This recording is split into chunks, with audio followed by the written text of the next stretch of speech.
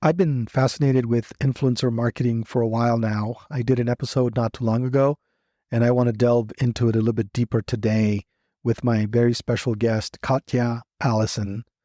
We're going to get into that conversation, but the reason why I wanted to do this episode and have her on the show is because, according to Forbes, more than 50 million people around the world consider themselves to be influencers or creators. That seems like a lot of people. And then basically, influencers are people who have the power to affect the purchasing decisions of others because of their authority, knowledge, position, or relationship with their audience. And the numbers are just staggering. The industry is valued at 21.1 billion, and that was in 2023. And 83% of marketers basically say that they affirm the effectiveness of influencer marketing as a strategy. So a lot of marketers believe in that, and that's according to Influencer Marketing Hub. So today I'm going to have a detailed conversation on this with Katya Allison. She is an experienced marketer with a background in communications, digital marketing, content development, and influencer strategy. She has been a COO of a digital marketing agency and she cut her teeth in the corporate world as a business communications manager. She is also the host of Let's Talk Marketing, a podcast that explores the latest trends, techniques, and strategies in the world of marketing. There's a lot of insightful interviews with top marketers, entrepreneurs, and thought leaders on her podcast, so I would highly recommend that you head on over there and listen to some of her episodes and subscribe to her show as well. So with that, let's get talking to Katya Allison and talk about influencer marketing and how you, as a business owner, might be able to take advantage of this emerging and very fun industry.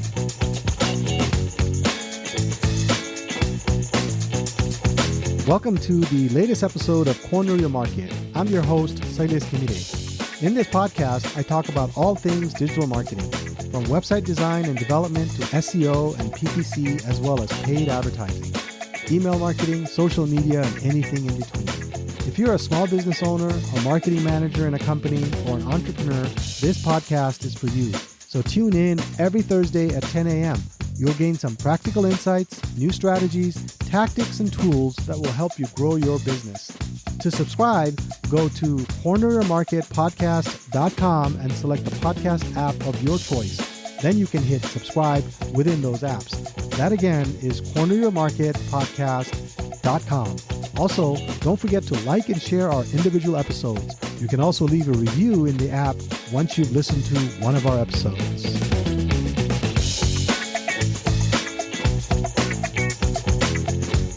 Glad you're here. Today, I have invited Katya Allison, an experienced marketer. She has a background in communications, digital marketing, content development, and influencer strategy. She spent some time as a COO of a digital marketing agency, so she's got a lot of digital marketing in her background. She's also host of Let's Talk Marketing, a podcast that explores the latest trends, techniques, and strategies in the world of marketing. So today we're going to talk about influencer marketing with Katya. So I just want to welcome you. Thank you for being on the show, Katya. Thank you so much for having me on here. I'm excited to be able to chat about influencer marketing. My obsession is marketing, so this is my sweet spot. I'm ready to hit the ground running. I appreciate you making the time because I know us marketing people, we're busy.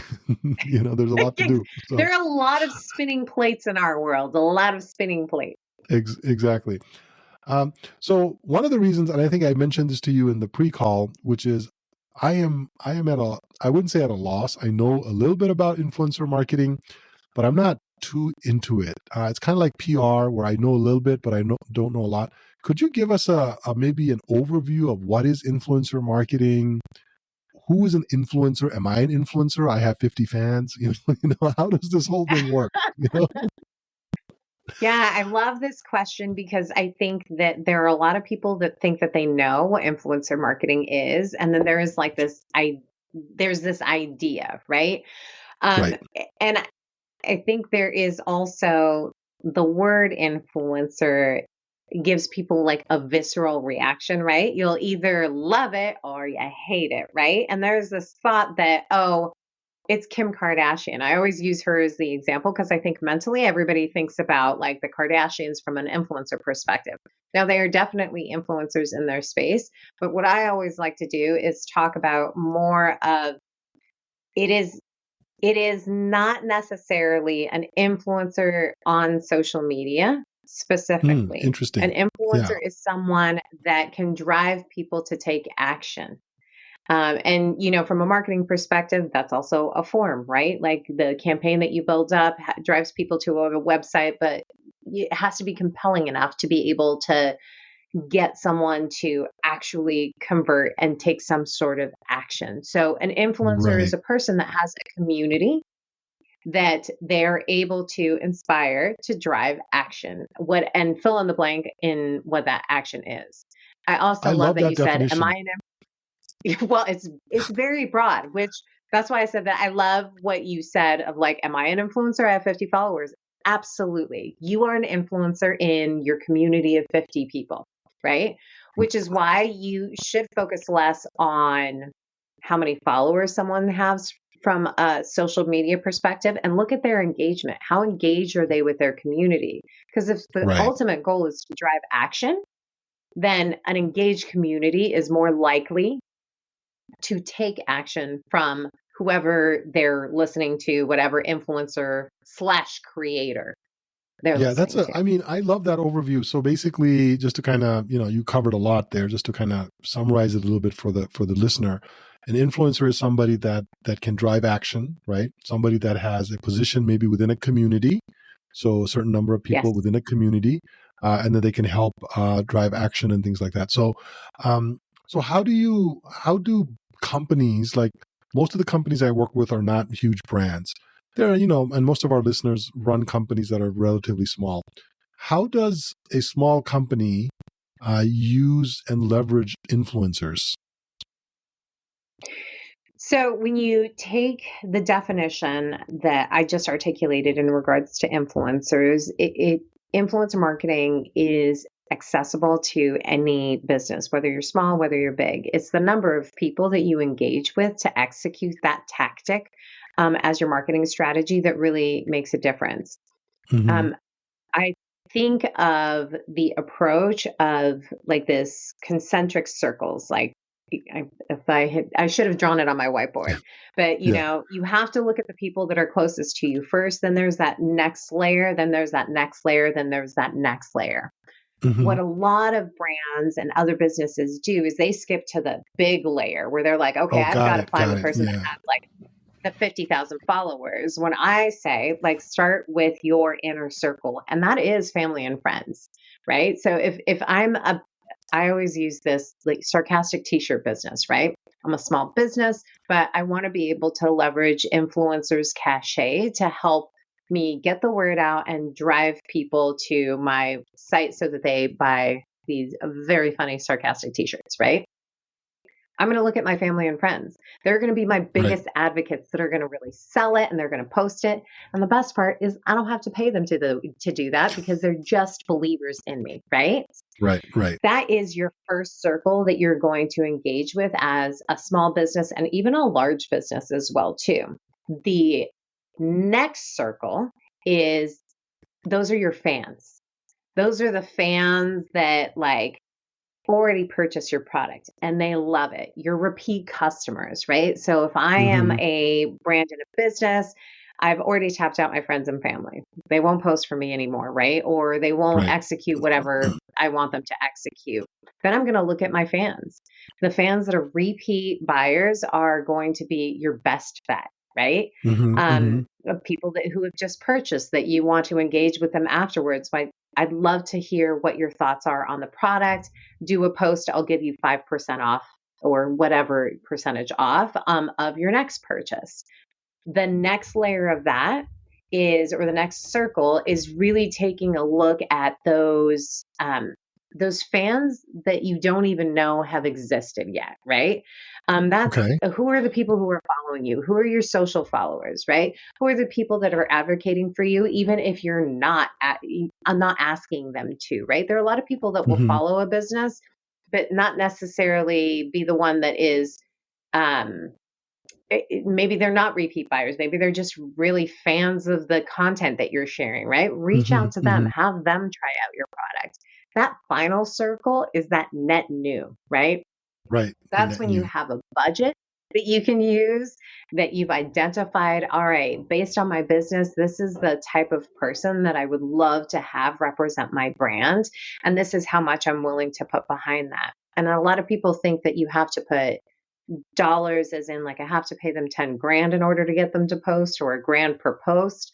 But it can be also just product that you're sending to them as well too. Yeah. So So the to net new summarize is what, that, it is, oh, no, go ahead. No, sorry, please go. summarize. Yeah. No, I No, was please going to say, summarize. so in summary, it is like your family and friends first, then the people who already purchase from you or use and leverage your service, then are the people that are posting about you that maybe you aren't aware of, and then the next is that net new. Yeah. Yeah, no, that's a great summary. Sorry I interrupted you there. You had a great, summary going and I just It's interrupted your it. podcast. It's your podcast. You interrupt me anytime you want. No, no, no, no. But I am curious because the last year or so, a lot of the companies I work with from in our agency have been curious about the net new. I think like some of the other within the different circles that you defined, they have strategies in place. Like they have emails, coupons, brand loyalty. They have repeat, things going. But they were interested in the net new. To do the net new, how do you go about doing the net new? Like, how do you go about finding influencers? I know there's websites out there that maybe list influencers that could be a fit for you and things like that. But what would your recommendation be for, like, let's say a veterinary clinic or something like that that's wanting to use influencer marketing in the net new kind of concept? I think before you even go and look for a potential influencer, and this is a step that is often missed, is identifying who it is that you're looking for. Yes, there are a ton of, SaaS companies out there that can help you identify creators or influencers that you're looking for. But if you don't even know what you're looking for, and I'm not Hmm. talking about follower count. I'm literally talking about like the psychographics that you're looking for, right? Like Okay, got it. the values that they're putting out there. Like what kind of person is more likely to purchase from you, right? So, using the vet example, because you brought that up, right? Like, am I Hmm. looking for a dog account? Right? Like there are a lot of people that misfire when it comes to that because let's say Poncho, who I believe is in the background at somewhere Yeah, behind me, he you'll see he him walking inspired through. me to use the vet example. But go ahead. Exactly. He inspires a lot of people, but does he inspire people to take action? Right. Probably not. Really great, funny videos, totally will follow, but he's not going to be the influencer. And yes, there are dog influencers, right? That you're going to want to reach out to. So it's the person that you're looking for, right? So I am the person that ultimately is going to make the decision as to what vet I'm going to take my dog to.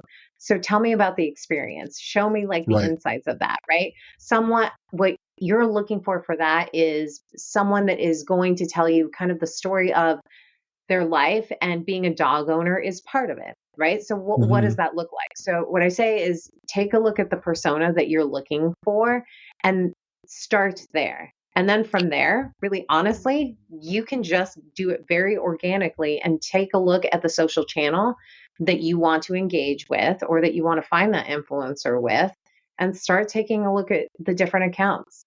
Start taking Right. a look at hashtags.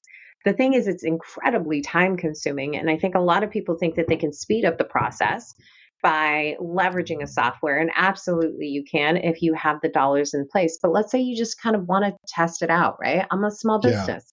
I don't know if influencers is the way that I want to go into it, right? And if you really want to deep dive, you have to give it time and you have to give it some money if you want to be able to actually execute at that level. But if not, like start with a couple and see what that does. What works? What doesn't work? I think there's a lot of Hmm. learning and testing you can do before you really say, I want to assign budget to that. So Right. it's identify the type of influencer that you want, then select a social media platform. Don't do them all. That's also Don't a do them common all. mistake. Don't do them all. Pick your one social media platform and then do a deep dive. Let's see where it takes you. Make a Right. list of those creators and influencers that you want to identify. Most of them will have, like, you can slide into their DMs, right? But you Hmm. can slide into their DMs and, make your pitch. Make the pitch short, also, is what I would Yeah. say. Like, they've Yeah. got a lot of things going on.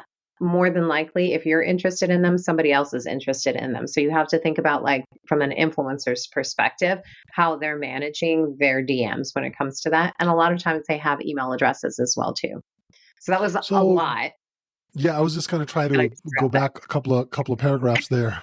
Uh, I the know. thing I is, told you I was passionate about this. yeah, you are very Passionate. passionate. That's one. Yeah, that's what I love about your talking to you is your passion, and your knowledge. But when it comes really, but so it sounds like when you're trying to go to that net new influencer for a small business, you have to look at not only do you have to look at the influencer, but who is following them, right? Who are you wanting them to influence? Yes, And so that's absolutely. that's You kind want of their what you're community. who is their Yeah. community. You want their Yeah, yeah. community. And Yeah. how strong of a social media presence do you have to have in order to engage with an influencer? Do you have to already have a pretty good social media presence for a influencer to take you seriously, or what is their thinking there? I think that there are a lot of schools of thought when it comes to that. I Okay. think an influencer, depending on who it is that you're approaching and what you're approaching them with. So it's not just the approach, but what are you approaching them with? Are you approaching them with, like, a collaboration opportunity? Like, what are they going to get out of it? Is it money? Right. Is it exposure?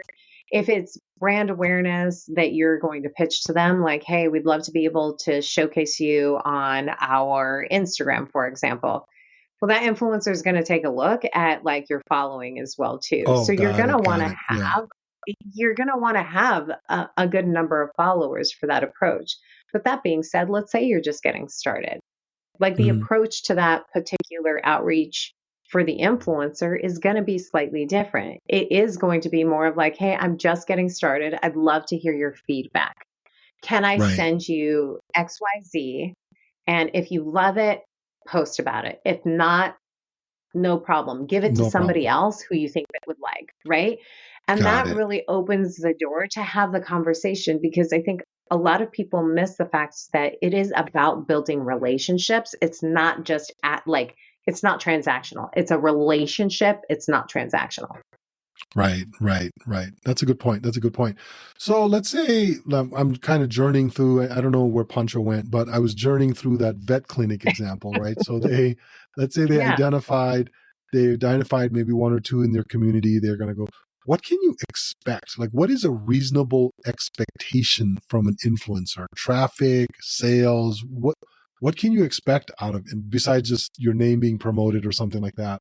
Or what's a reasonable expectation? Because our expectations Yeah, could be through the moon, right? you know?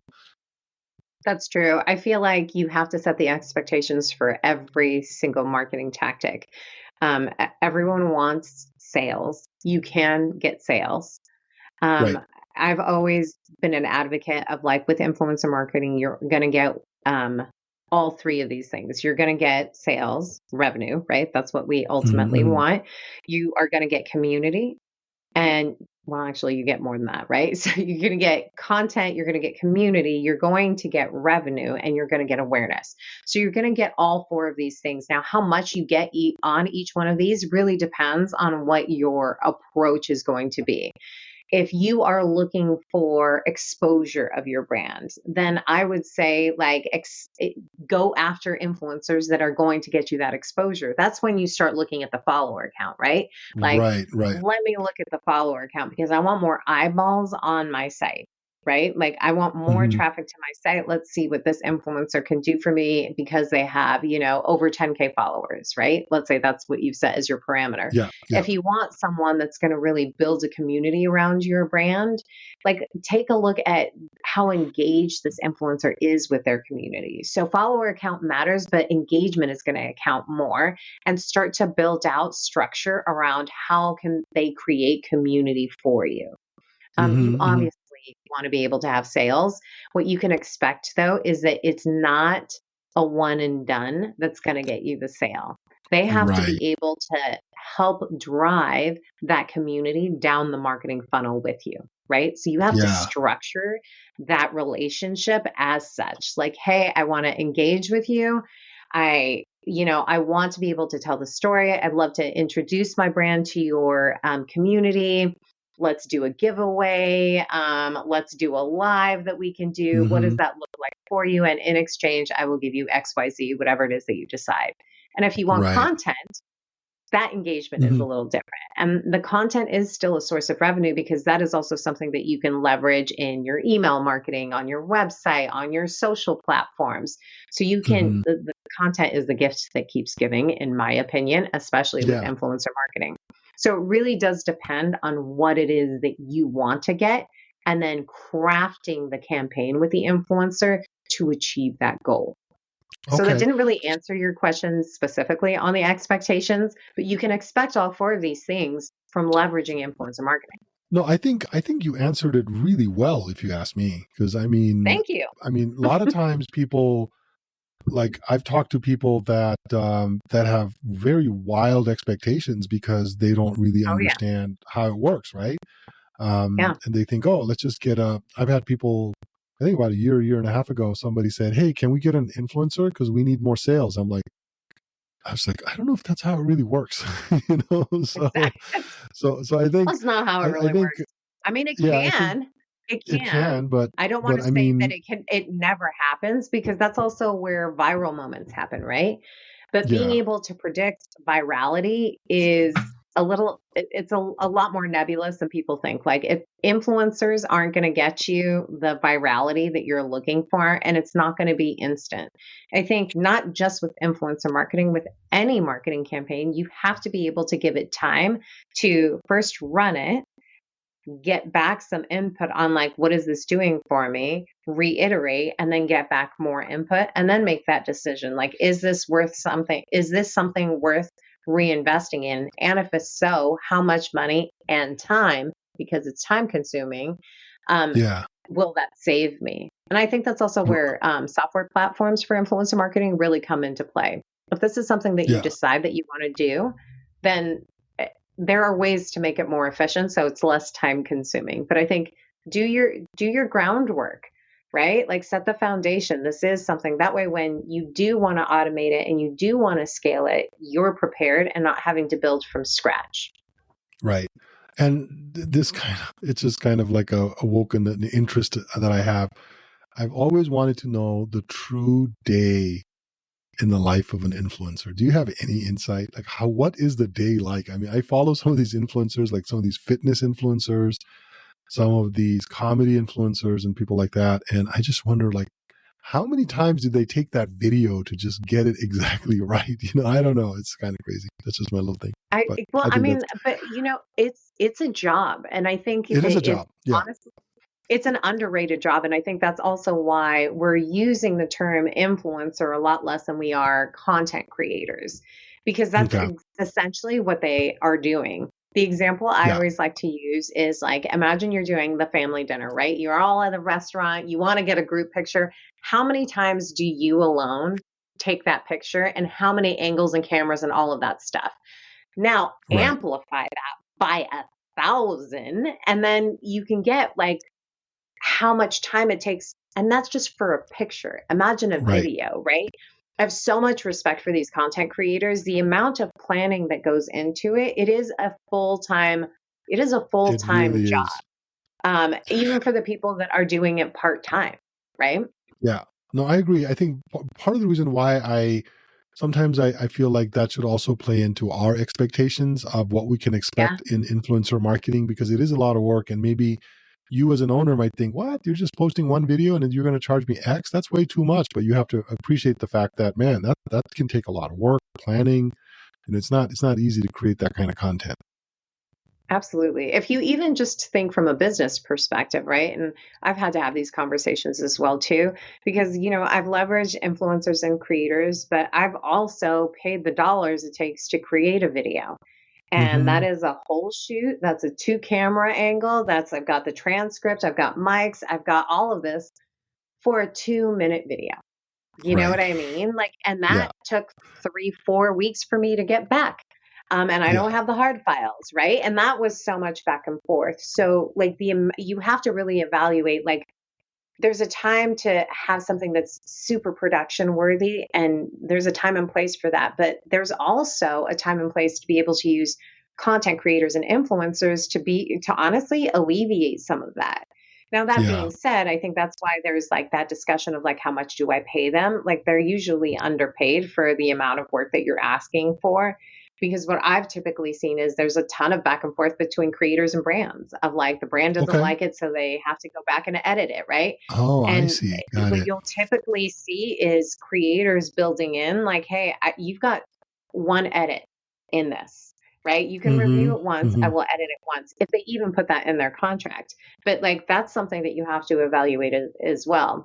And when you stop thinking about them as like influencers or people that are just posting to post on social media, granted, there are some people like that, and you start thinking of them as a business, now all of a sudden you're working on that contract. There are tons of contracts that I've negotiated from like a video and a content perspective where I'm like, I want 50 pictures. I want the raws so that I can do something with them. I want the rights to them as well so that I can use them in whatever way that I want to use them. Yeah. You know, there's so much back and forth. Sorry, I went down that rabbit hole. No, you actually touched on, it's almost like you had my notes, because one of the things I wanted to talk about was the legal and the ethical considerations when you're working with, I mean, again, the net new influencer. So if you decide to go that route as a company, I mean, it sounds like contract, getting something in place. Are there any ethical considerations? I mean, I guess they have to disclose. I don't know what the laws are. I mean, do they have to disclose that they're? I don't know. So I'm not a lawyer. So, but you play one on TV, don't you? Don't you play one on TV? But I do play one on TV. It's not SVU, it's Law and Order, so that's great. No, I don't actually play one on TV, just in case someone starts looking. But you know, like I said, I'm not a lawyer. The law, though, is from a communication perspective, right? That you have to disclose if you've received any sort of compensation for a product, a service, anything like, and that is hashtag ad. It has to be labeled as sponsorship. You have to be able to say it. And this is where it gets murky. Some people will say it in their post as well, too. But you have to disclose if there is an exchange of services that, you know, I received this product for free, and that's why I'm posting it, right? I have seen a little thing on Instagram, like for certain influencer, where it says promotional product included or promotional product include, something like that. Have you seen that, or am I confusing? Yeah. Well, have you seen it? Are you talking about like in the hashtags or at the top? At the top, actually, or maybe it's on YouTube where promotions included or promotional product or some kind of a tag on the video itself. Yeah, a lot of times what that is it's whitelisting with white labeling. Oh my gosh, now I cannot remember the term. It has now escaped me what the term is, but it's basically where a brand is allowed to post on behalf of the influencer or content creator. So you end up seeing both of their brands on top of it. And for other kind of whitelisting, it is also, or white labeling. Oh man, this is going to kill me. I can't believe I'm going to say it wrong on this podcast, and everyone's going to be like, you don't know what you're talking about. But you can also do it where the brand is not exposed on that, but the brand is the one that is posting on behalf of that creator, which is kind of great for the creator because it expands their kind of brand awareness, because typically the brand is putting dollars behind that. Yeah. That's cool. That's quite a. I mean, it's an emerging field because it's kind of matured though over the last couple of years. I feel like people have a little bit more of a sense of what influencer marketing is and all that kind of stuff. So, well, I think that there, the downside of influencer marketing is that everyone thinks that it's new, but it's not. It's been around for a really long time. Sorry, you can hear my dog. Yeah, he's an influencer. It's been around for Yeah, he is an influencer. He's angry at something, but yeah, I mean, influencer marketing has been around for a really long time. People leveraging it as an effective marketing tool is, I think, what has happened over the last 7, 10 years, where people are like, Hmm. no, this is really what's going to happen. But if you think about like the timeline of what has happened from a social perspective digitally, right? Like there are more Hmm. people on social media now more than there were 10 years ago. So obviously, like there's going to be a lot more effective marketing happening and a lot more ways to be able to just kind of figure out, all right, how can I leverage social as a tool that will mean revenue and awareness for myself as a brand? And also the pandemic definitely elevated a lot of that because I think I don't know what the numbers are, but there had to be an increase of that. But now with Yeah. an audience that is exposed to so much, so fast, so often, you have to be in front of your desired audience so much, so often, right? Yeah. And quickly. Well, I mean, companies have always, I mean, I guess using like famous spokespeople has always been, Yeah, brands have always used that. That's kind of influencer marketing, right? I remember in college, yeah. Celebrity I used, endorsements. yeah, I used to watch football back in the day when John Madden was an announcer, and he had that tough acting Tenactin, foot rub for athlete's foot. I still remember that. I was thinking about it yesterday. I was like, John Madden's voice came in my head. So, he's an influencer. So I guess influencer marketing in one shape, way, or form has always kind of existed. Absolutely. Yeah. Absolutely. You're going to hear so many different ways of people describing it. Like in this episode alone, we've just talked about celebrity endorsements. There's influencer marketing, there's content creators as well too. Hmm. And people call things very different. There's key opinion leaders. Key opinion leaders are also influencers, right? But key Yeah. opinion leaders are Yeah. more from like a B2B business and you don't need as many. But either way, like what you're paying for or what you're trying to get from it is exposure to that community, and the Right. influencer is the medium that you're using to get to that community, right? To that In the community. same way that you Yes. use paid search to get to your audience, right? I've Right. indicated these are the keywords that I want Hmm. to appear on, and these are the banners, and this is the partnership that I want with this media relations partner so that my banner appears there.